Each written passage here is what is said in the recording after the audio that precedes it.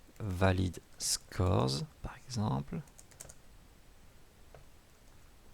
Et c'est ce valid scores que je veux afficher avant, trier et afficher après tri.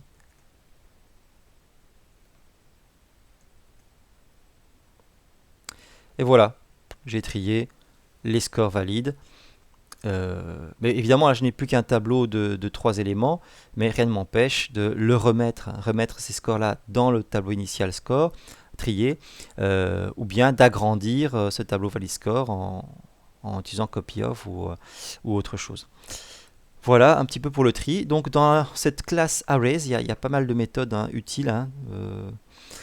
Donc toString on a vu. Stream on verra plus tard ce que c'est.